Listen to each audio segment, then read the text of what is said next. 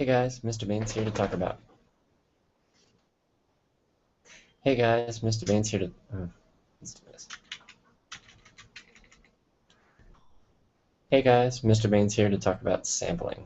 Let's get started. Add this to your table of contents. Go ahead and pause it.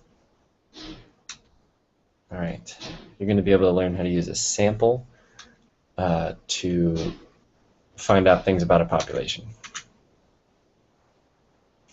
So write down your ideas to this in your notebook. Your task is to count the number of whales in the ocean or squirrels in the park. Write down how could you do it and what problems you might face. Go ahead and pause it. Okay. Well, squirrels only live really in trees. Whales travel in groups. So if you use a certain spot, it's going to be difficult to estimate the number of whales because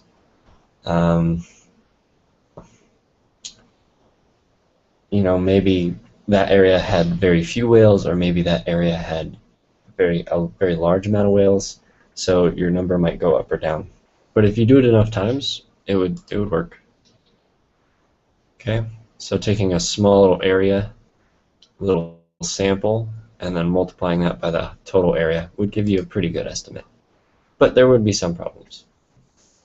It's very important that a sample is random or unbiased.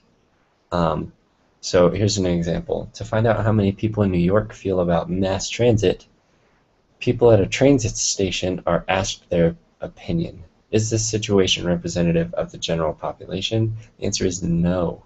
This sample only includes people who take the train. It doesn't include people who walk, drive, or bike. So obviously people in a train station probably feel a little better about mass transit than everyone else. All right. Is this a random sample? Go ahead and pause it. Okay. Yeah, this would be a random sample because malls not necessarily have anything to do with music preferences. But if you were standing inside the music store at a mall, that would be not random. Okay. What do you think about this one? Go ahead and pause it. All right, the correct answer is no. Probably the fastest people into the cafeteria already buy hot lunch because they want to be first in line. You could argue both ways on this, but I would say no. All right, answer this. Go ahead and pause it. This is a random sample because you'll get boys, you'll get girls, you'll get students of different ages. Students get randomly assigned numbers, so using this is random. All right, go ahead and pause this. Answer it. Okay, the correct answer I would say is no. People that go to a library probably have better reading habits than people who don't. Okay, how about estimating the size of a crowd? What methods would you use? How about estimating the number of wolves on a mountain? Okay. Write it. Go ahead and pause it.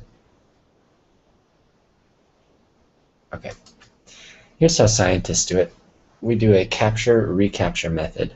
So let's say all of these were the number of wolves on a mountain. We would capture a group, doesn't matter how many. Bigger is probably better, but we'd capture a group. Let's say we captured 8. We would tag them. Then we would let them shuffle around. Then we'd capture a new group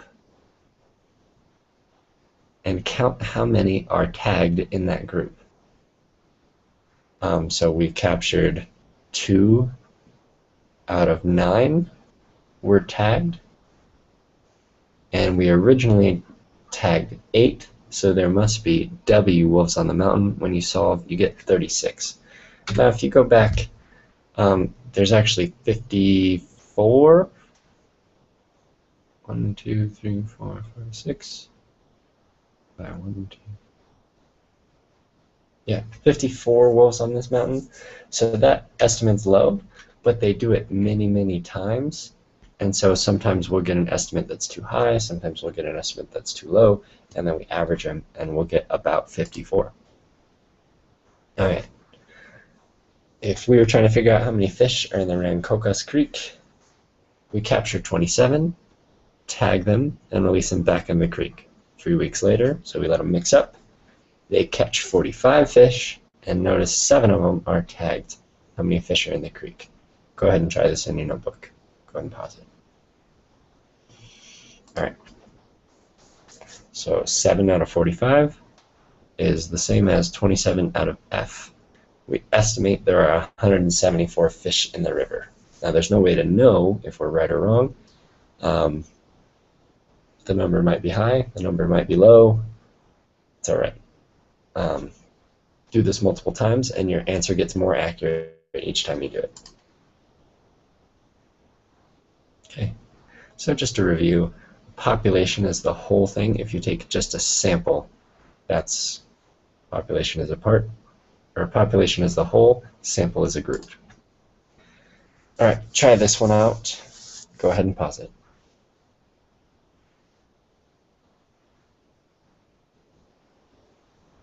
Okay, so this is kind of like tagging. We surveyed them, we got their answer. And so if we survey 600 people, 315 of them say they'll vote for the candidate, then we can assume that the same ratio will vote for candidate A. Okay, so 787 people will vote for candidate A. All right. Here's a couple more you should try on your own. Go ahead and pause it. All right. This is how we do actually figure out, estimate how many people watch the show. So we figure about 20 million people watch the show. That's a large number. Okay. All right, try this one. Go ahead and pause it.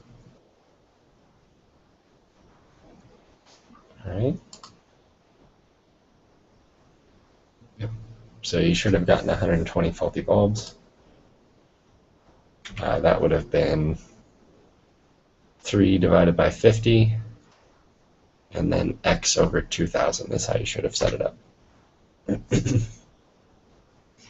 All right. So how many people would be wearing high-top sneakers? All right, go ahead and pause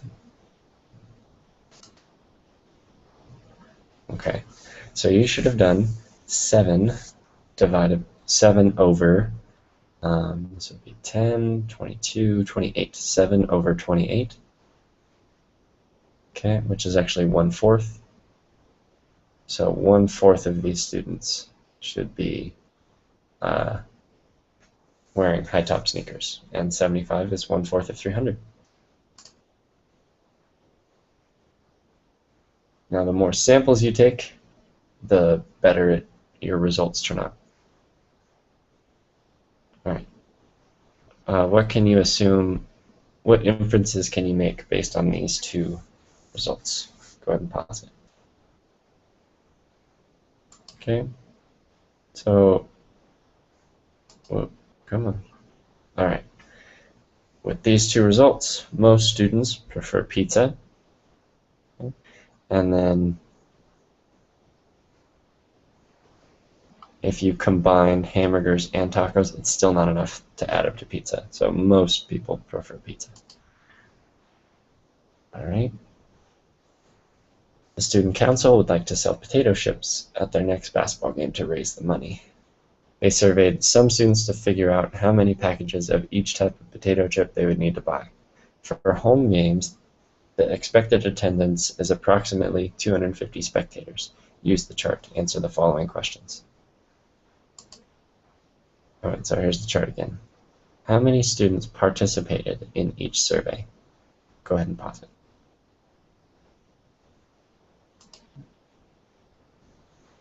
"25 students. So they surveyed 25 here, and they surveyed 25 here. 50 total. All right, According to the 2 random samples, which flavor of potato chip should the student council purchase the most of? Go ahead and pause it. Barbecue. Okay. 10, 11, barbecue, so B. Alright. Now, how many potato chips are... Yeah, how many packages of cheddar chips should the student council purchase for 250 spectators? Go ahead and pause.